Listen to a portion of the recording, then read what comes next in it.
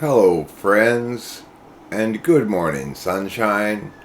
Be ye dark, light, or somewhere in between. My name is Host Eric. I am the host of Talking with Famous People, and I've got 11 ish numbers on my list of things to discuss this morning.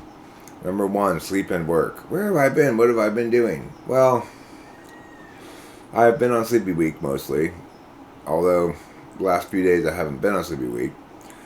I've been working on a song mostly and cleaning up a little bit around here and stuff. I'll be back in full swing at the start of the new month, but I'm probably going to be, this will probably be the last day that I'm really doing anything here before then due to my Adderall schedule. And for those of you who grow accustomed to my steady output for weeks and then all of a sudden it goes deadly silent and it might be a little frustrating. Well, if you've been around a while, you understand that's just how Eric rolls every month. So, but if you're relatively new, you might be like, "What's up with this guy?" It's every month. Okay, that cognitive function video I want to make is going to be for general consumption and also segue into the thing for the members only, the class thing. Is the 8 frames of argumentation. Because the reality is, you can fit any argument at all that anybody ever makes. Necessitates, regardless of whether they state it explicitly or not, necessitates one implied frame. And you can't think of any argument that doesn't fit into the 8 cognitive function frames. That seems to me pretty compelling. You know, it's like, if you didn't have a comprehensive set of categories, that wouldn't happen. You'd find things that fall in between things. You'd find things that don't fit in any category. You know, it's like things get mushy when you don't have the right categories.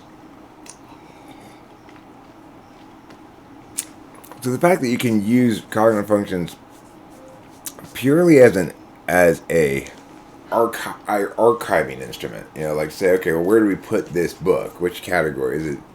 Biography, autobiography, nonfiction. You can do that with arguments with the cognitive functions, and you won't come across any book that doesn't fit into one of those library categories, so to speak. You won't come across any argument that doesn't fit into one of those categories of implicit frames: singularity, novelty, consensus, particular, you know, like distilled good for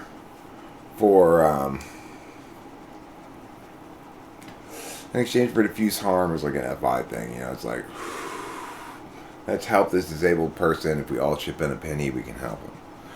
That's a FI kind of thing, because it's saying let's diffuse the harm among the group and direct the benefits toward the individual. Regardless, I'll explain that when I make that video, but I think I've been thinking more about how powerful it is that, in fact, when we use cognitive functions as a lexicographical or word-based tool, then we can do amazing things with it. And that made me think about Enneagram. Well, is 891, let's say. Let's just talk about the body part of the triad of Enneagram. I think it's pretty good at describing the ways in which people deal with somebody who's angry or something that makes them angry, you know. They either fight, flee, or hide.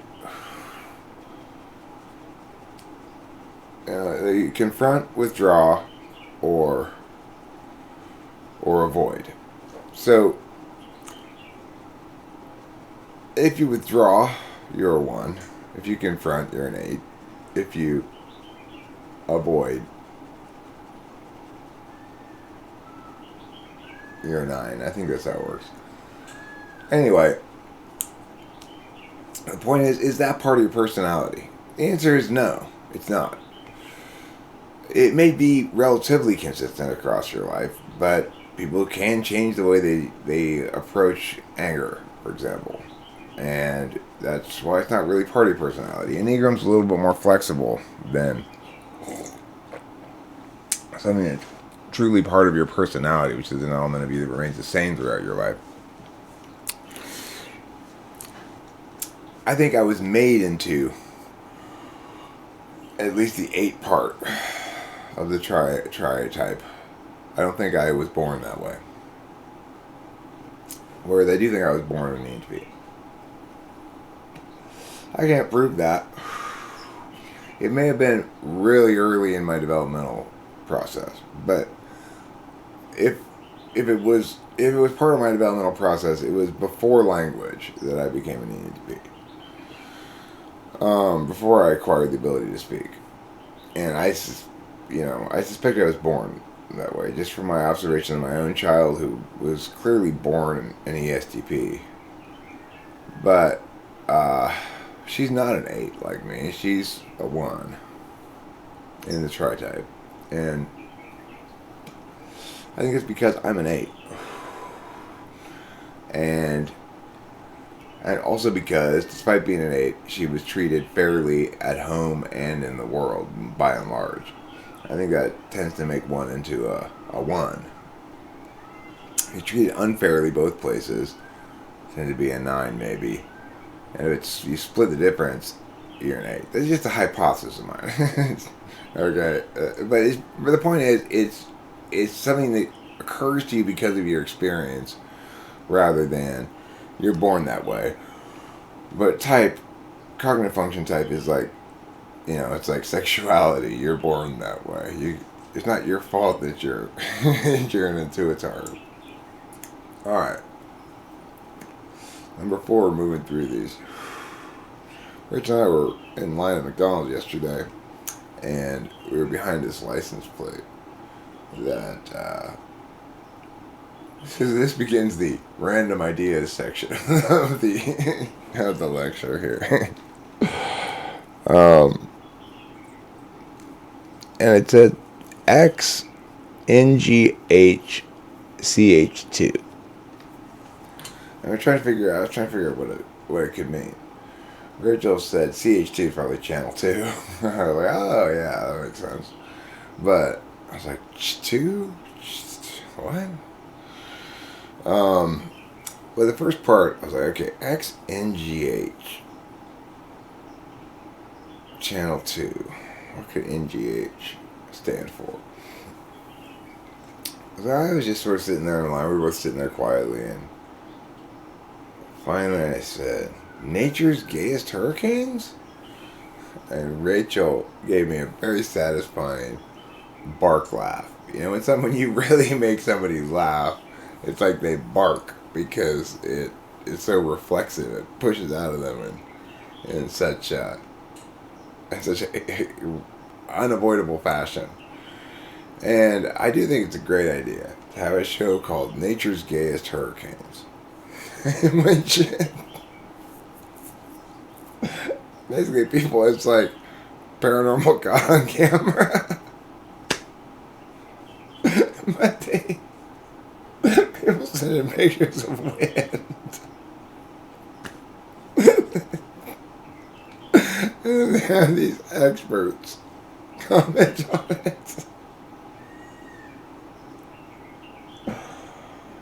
First when I saw that wind, I thought that could just be a regular wind, maybe a regular hurricane.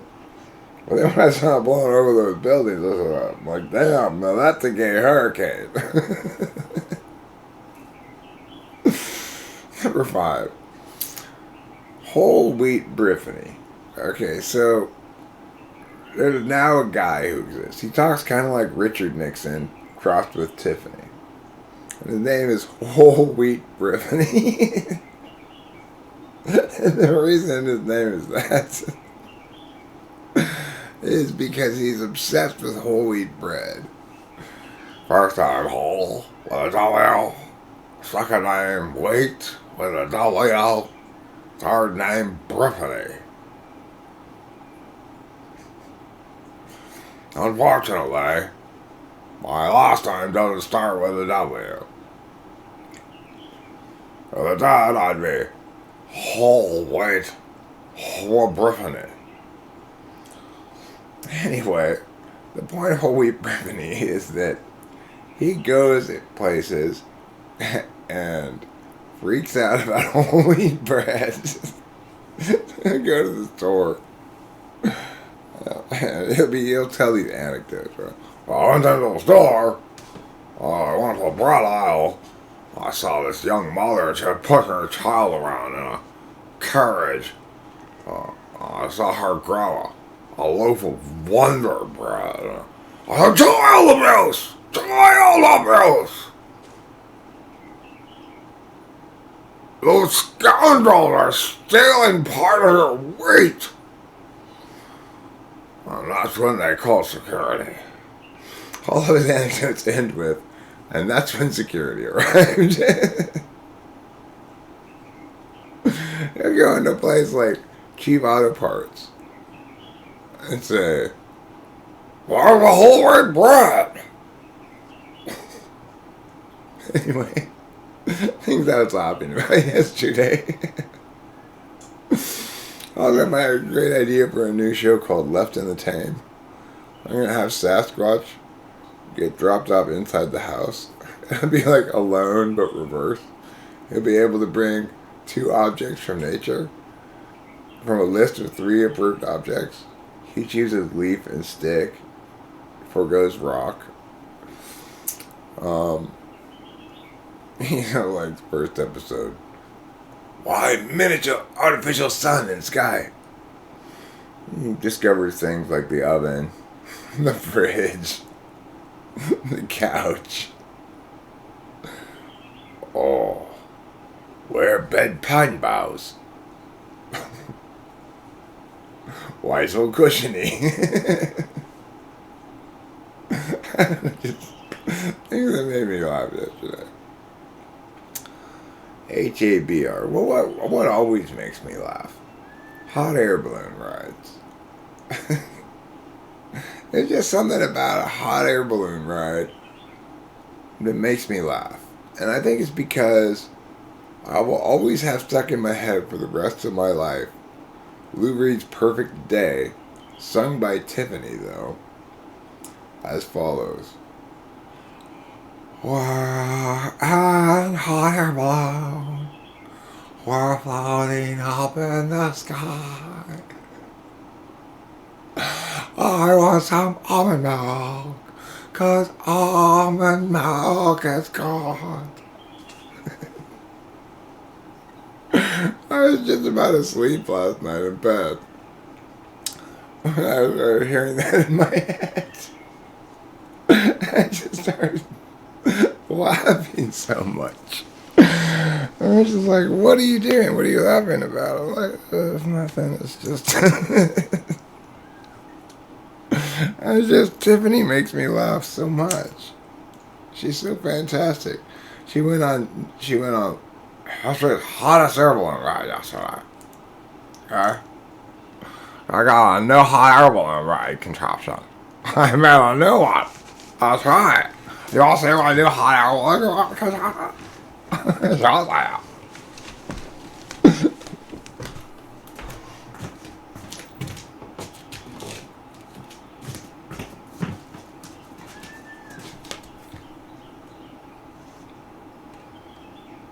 Alright, so I got him on this pole here.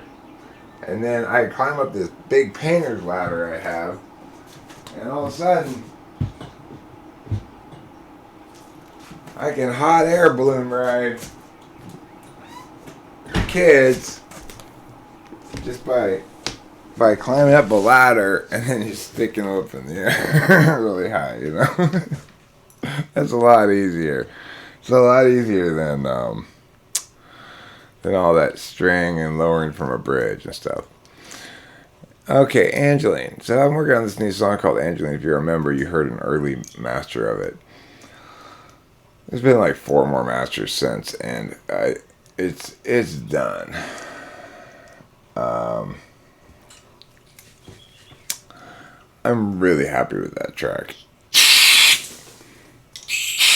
And the thing is, there's really nothing in life that makes me happier than making a song that I'm happy with. A track, a recorded multi-track song. Because I will enjoy it for the rest of my life in a way that I will never enjoy anything else I ever do. It's like, there's nothing I can make that I will continue to enjoy for the rest of my life except a really good song. And just like I enjoy other people's really good songs for my entire life, Recently I still put on Beatles albums in the car sometimes. Fairly often, We're both Beatles fans. If you're not a Beatles fan, you don't understand music. Okay? You really just don't get it at all. Because the Beatles, and the thing is, the remastered Beatles stuff is amazingly well remastered.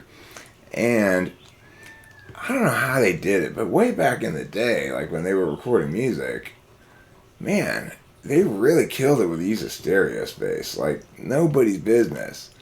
Like people don't mix and master that way anymore, but you can hear everything. The only thing about the Beatles you could complain about in terms of mixing and mastering is that the drums always seem a little too low for me. But to a modern ear, they've got the drums really low in the mix, But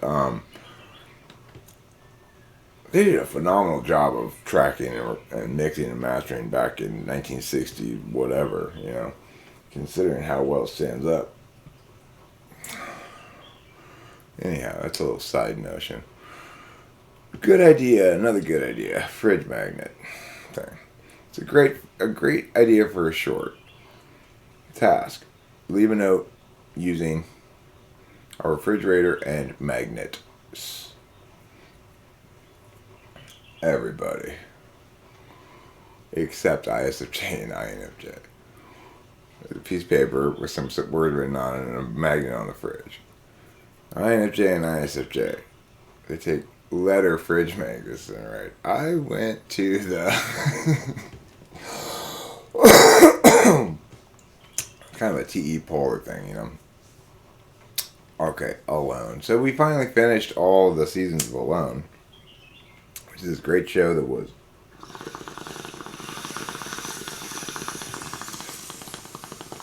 originally on the History Channel. I have Discovery Plus, which is like the world's shittiest streaming service. I mean, they're really half-assed over there at Discovery Plus. But they got me. I keep finding like one show that I want to watch, and then I'm like, oh, okay, but I want to watch that. And it's like, okay, well, if I'm really bored, I can always watch another episode of Naked and Afraid that I haven't seen yet. Which I like, It's a lot more interesting than Well-Dressed and Bored.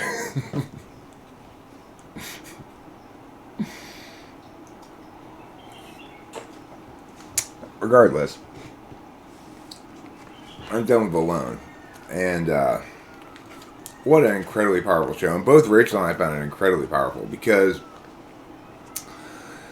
it's so much about the mental, spiritual, emotional progress of these people across this stretch of time that puts them under unusual strain in a variety of ways, but also makes them undergo this whole thing alone.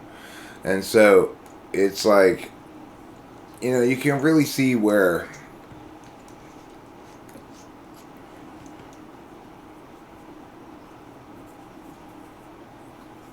people's frame biases coming through.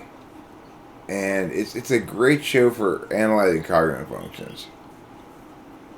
I don't necessarily always know what everybody's type is, but you get these fantastic examples of somebody who's TE heavy approaching a problem versus somebody who's TE backstack approaching a problem, and how they both have to solve the problem, but how they go about it from a different frame of reference, And, of course, there's not really much occasion for TI usage out in the wild. That doesn't mean the TI users are doomed out there. I think ESTPs and ISTPs generally do quite well. But it's not TE. You know, it's just not TE. There's this guy who, I forget what his name was, but the guy who complained all the time, he was on 2 seasons of it. He was on one season on Vancouver Island where he complained the whole time. I think he finished 2nd place. And then he was on the Redemption season where they had back people who had lost before. And I really feel like he finished that second go through like having undergone some kind of ISTP awakening. He to see that guy when he finally gets to his 8th slot is being pushed on so much it becomes conscious that, and he breaks down and cries and stuff and realizes that his family's important and matters and stuff like that. It's really great stuff. I highly recommend that show. It does bring to mind a lot about the nature of quests, and over the last few weeks, Rachel and I have undergone a quest of our own sorts, which is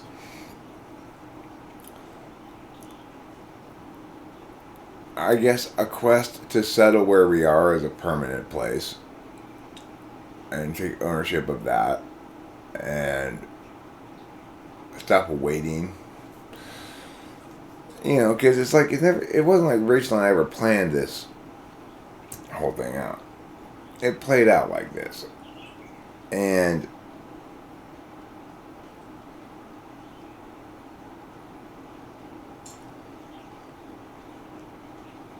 for mapping types like INFJs, ENTPs, when shit happens, and then you go back and you map it.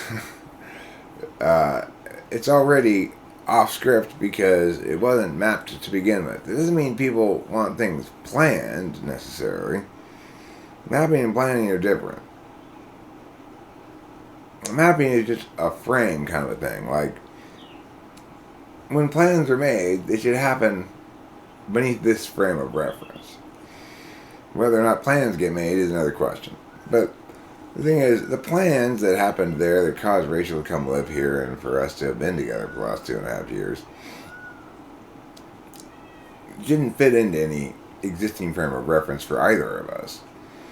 So, and they weren't, and was explicitly not what we planned. It was the opposite of what we planned. She was not supposed to come here and live here, right? She was supposed to come here and visit for a week and go back to New York, but shit happened, and I didn't feel comfortable sitting here back to that living situation. Anyway,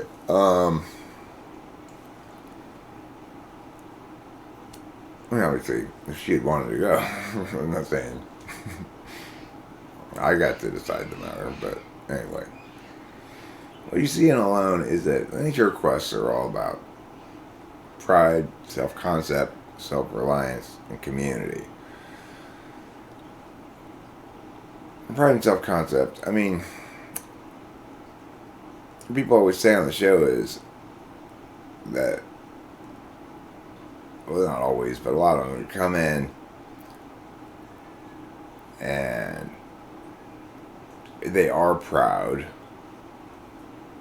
understandably, of their skill set in this area. I mean, to be even able to participate on the show like Alone, 100 Days in the Arctic, you gotta have some pretty badass skills to begin with, I guess. I couldn't last fucking 5 minutes out there. That'd be so uncomfortable. But by the end, they generally talk, a lot of them do, about having had their pride broken and or only sticking it out now for pride or the money, you know. Or I'm not going to put my body at risk and just because I'm too proud to, yeah. They end up saying things like that. And that links to their self-concept, which is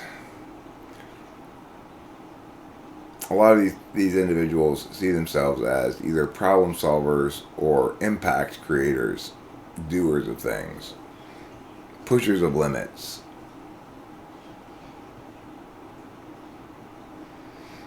Advocates of not quitting.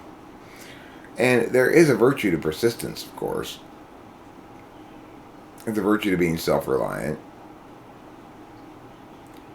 But what we see in the absence of a widespread adoption of cognitive functions as a metaframe is that none of these individuals have a clear frame in which to create this self-concept.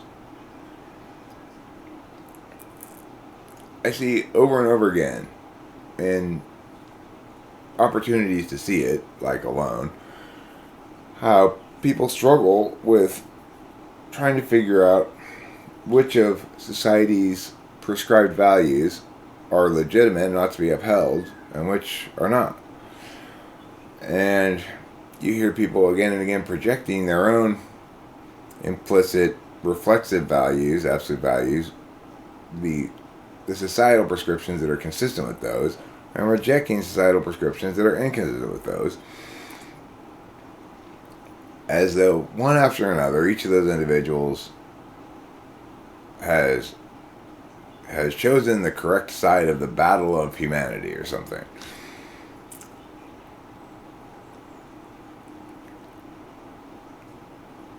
Like when we went to war in World War II, there was a frame level and an actuality level. The actuality level was the U.S. and Britain and other people were fighting Germany and Japan and other people. The frame level was a free and civil society that's fighting against authoritarianism. And it's that frame level analysis that doesn't exist concurrently for people regarding their own self-concept. And when we forget the frame level, then we learn the wrong lessons. So to more properly frame World War II, you might say it was a free and civil society defending itself against the aggression of authoritarianism. But if you don't include all of that, then you might misgeneralize from it and end up in Korea and in Vietnam and end up fighting a Cold War because you didn't listen to the ENTP. And the ENTP in this instance was Winston Churchill at the end of World War II. He knew it was we needed to finish the job and go take out Russia, but nobody listened to him. Everybody was tired of war, you know. So instead, we got this clusterfuck of a disaster. Can you imagine?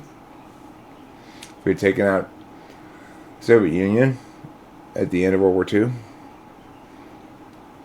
No Maoist China, no North Korea, no. I mean, just think about it, right? If we had listened to the ENTP.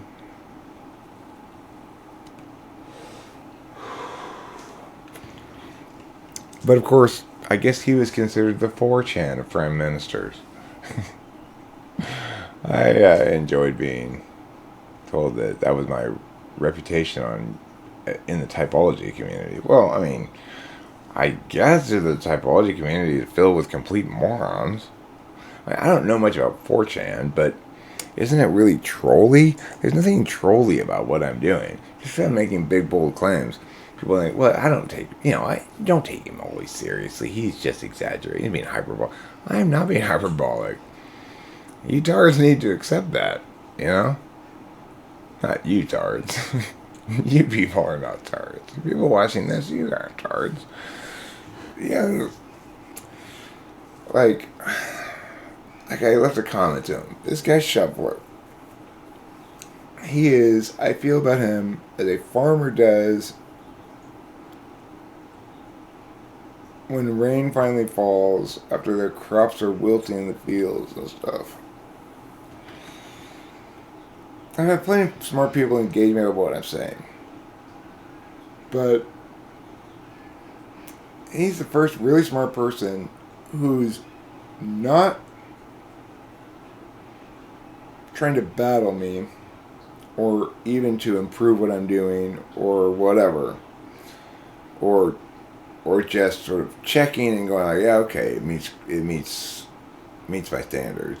He's embracing the idea that, and this is the part of things that I say that people just cannot tolerate, that what I'm saying here is uniquely worth listening to, uniquely powerful, uniquely capable of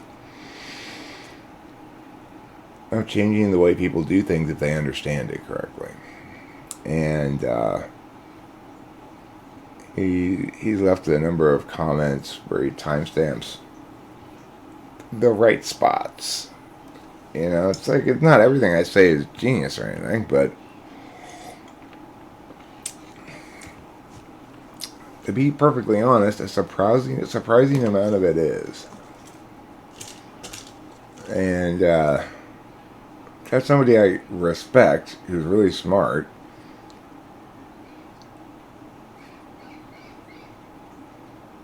Treated as such is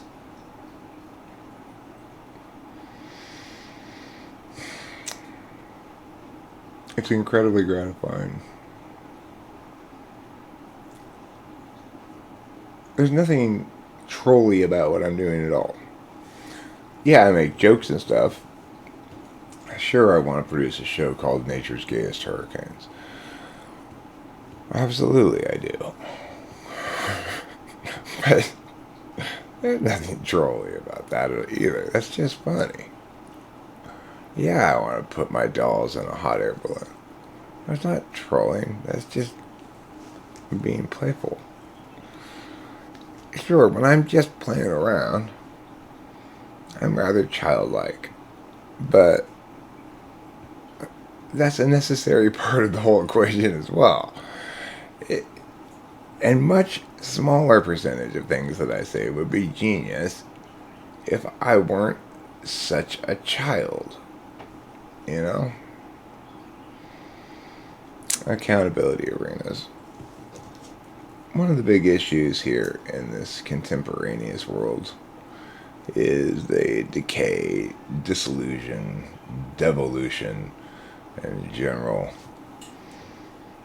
deprecation of accountability arenas. David Brand's a writer who talks about accountability arenas as the core elements of a civil society. The problem isn't so much the accountability arenas themselves, except in the case of the law. Courts are failing as accountability arenas because we have the wrong people as lawyers and judges. Because we standardized the process of becoming a legal professional into one of hoop jumping, rather than generally having a robust legal mind. There's nothing there that really tests to make sure people have a robust legal mind, or we'd have a hell of a lot fewer lawyers. There aren't that many people out there who do. So, we're definitely not testing that adequately. And when you have courts packed with judges who are former lawyers, all of whom have one main skill foremost: hoop jumping. And hoop jumping is just simply the completion of tasks, the purpose of which does not link to the outcome you want. That's the best way to define hoop jumping. So it's like, if I want to become a lawyer, that's one thing. And going to law school and doing all that stuff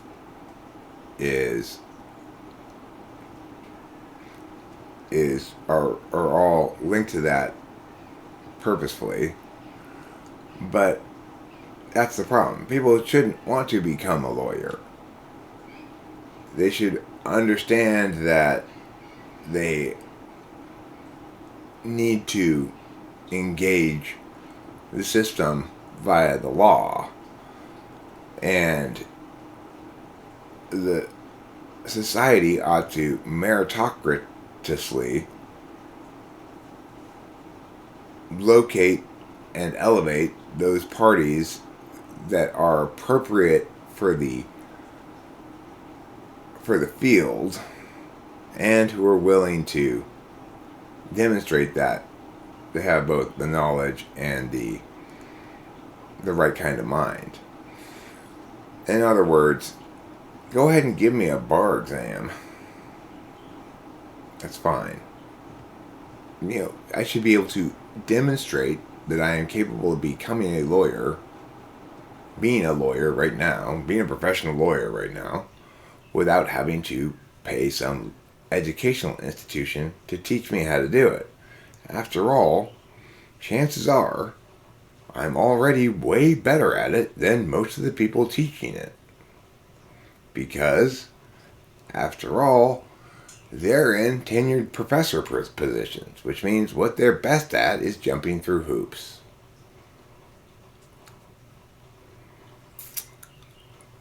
Or at least good enough at it. It depends how old they are. The older they are, the more likely they are to be of stout mind, because the profession used to link more clearly to that than it does now. The other accountability arenas traditionally have been medicine, science, and journalism, and another one I'm not thinking of right now. I don't know. David Brin writes about it. You could read it yourself if you want to. I highly recommend A Transparent Society. It's an anti-privacy essay that he wrote that's really powerful and good and effective and well argued. He's an INTP, I believe. One of my favorite science fiction writers too. Highly recommend the novel The Practice Effect. Delightful little book. I have a signed copy of it somewhere. I got one of my kids actually in a class I was teaching. I chose to teach that book because I like it so much. Just not because it really teaches anything in particular, but just because I felt like reading it. And this girl, what was her name? She had a weird name. It was like, Lilibet. Her parents knew David Brin, and they got a copy of the book signed for me. How cool was that? Anyway, these accountability arenas are breaking down because journalism is done by individual people. It has devolved into people trying to sound smart, and there's no framing that's adequate for people to understand why they and other smart people don't agree necessarily, or why some people are dumb. It's easy for smart people to understand why that dumb person doesn't agree with me, because that dumb person doesn't understand me. But what if the person does understand you and they still disagree? Well, we have no way to explain that. So that's what's missing in journalism. Omens. Feels like a lot of omen-y shit going on. I like magic when it comes as it should in magical forms. The ingestion of mushrooms, especially too many mushrooms by accident. Rachel and I split a whole quarter and we thought we were splitting an eighth. The other day, like a couple weeks ago. That was ontologically jarring in a good way. For both of us, I think. And for Rachel, it seems to cause her to really get into her emotions a lot more than me. It doesn't really do that for me. It just makes me laugh and be more Eric-y. With a little bit more NI to it, perhaps. But anyway, the involvement of that, I took on those occasions that we've taken mushrooms, I've taken them like 4 times now since we got them the first time. Um, well, it's I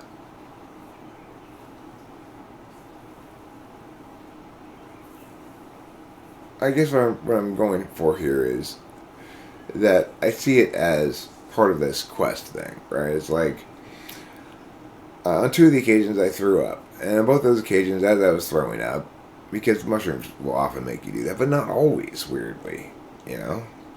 On both those occasions, it was very clear to me that okay, this is Mr. Mushrooms taking what's sick and bad about my metaphysics within me, like the parts of me that aren't physical, and converting it to something physical I can throw up.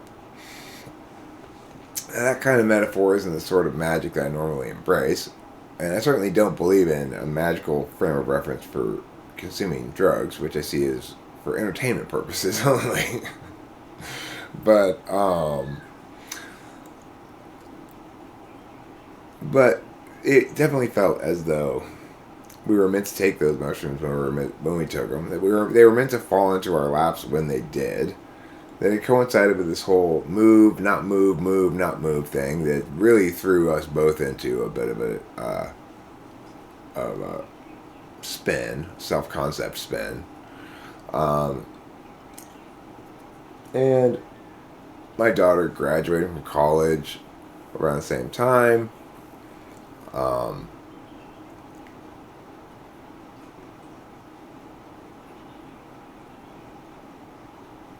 Us getting some things here for rearranging this room, which we haven't done yet, but we're going to be starting on. It's just that once I get started on it, it's like I'm out of commission until we're done. We got to basically move everything out. We're going to move the desk over here, move the green screen over there. We've got a lot of plans in the works here. We've got a couple of gamer chairs, so we'll be more comfortable. Anyway, all these things happen in rapid succession in a clump of things, and in ways that are very slabby, as I like to say, that have to do with the meaning slabs. The meaning slabs being those realities of the map that make you, that dictate that you're not getting out of this bit of the territory until you get to the bottom of this slope. There's no way to track back up this hill, That's they're the meaning slabs. They dictate situations like that when, okay, well, I'm committed here. I got to go down this course until its end, at least, before I can segue into a different course. One of the omni factors has been animals. And that's where I was going with number 11, is the animal aspect. Trouble has completely become our most loving animal. He is the animals have personality types is unavoidably the case.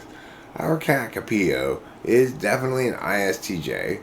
She's not especially friendly, and she's also very loving, but on her own terms only, right?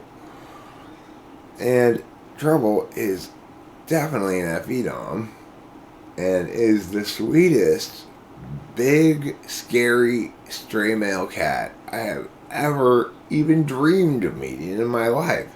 He wants to come sit on my lap now. When I sit down, he puts his paws up on my leg, and if I try to stand up, he'll meow at me and tell me to sit back down. And he's an amazing, amazing cat. Well, this is part of the Omni thing too. It's like we're not meant to move.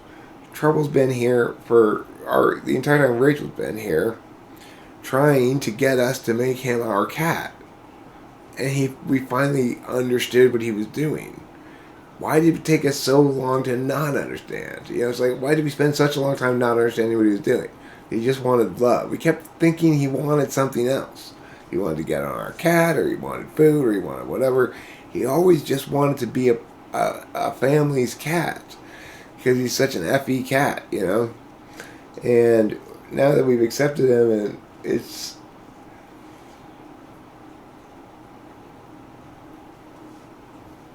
like everything is telling me you're supposed to be here.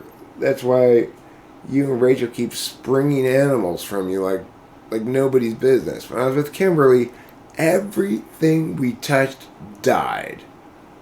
We tried to get animals and they'd all die in a variety of different ways. It was horrible. But the world was telling me, this is not a good relationship for you. That's why everything you touch with this woman goes to shit. And Rachel is the exact opposite. We have got everything we try to avoid getting animals, and they come to us like we're Aquaman shooting out O's in the sea. We've got a skunk called Skunky Brewster, who regularly we feed. We now have Mary Kate and Ashley. It turns out Little Gross Possum was 2 Little Gross Possums. And one of them has a white streak down her back, and the other, that's Mary Kate, and the other one is more speckled looking, that's Ashley. So, but even though they're not exactly looking the same, they're playing the same character, Little Gross Possum. Anyway, now we have 2 Little Gross Possums. And we've got Peter the peacock, who comes every evening for food and squawks until I give it to him, also known as Boop and Stirred.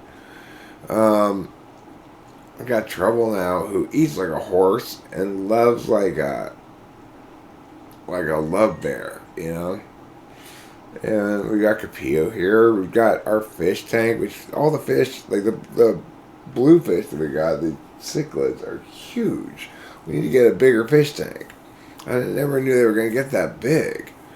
And the goldfish that we put in there, feeder fish, well, the ones that survived the feeder fish stage have now gotten big too. So, and the crawfish we got, the lobster we got, has molted 4 times and is still alive. They supposedly only molt 3 times in their life. Nothing we touch dies at all, me and Rachel. It just thrives like crazy. So, it's an omen, right? And here's the last bit of the omen part here is while we were watching alone, and I was literally thinking, I maybe said it out loud to Rachel, I don't know. I was like, well, the thing is, I would love to do that. I'd love to go skin a rabbit like that and make something out of its skin and eat it and everything. But I just don't want to kill it. That sounds horrible and sad and emotional, you know. And what happens like right then, or like 5 minutes later? Capillo comes in with a dead rabbit in her teeth. She had just killed it, a dead baby rabbit. And delivers it to me.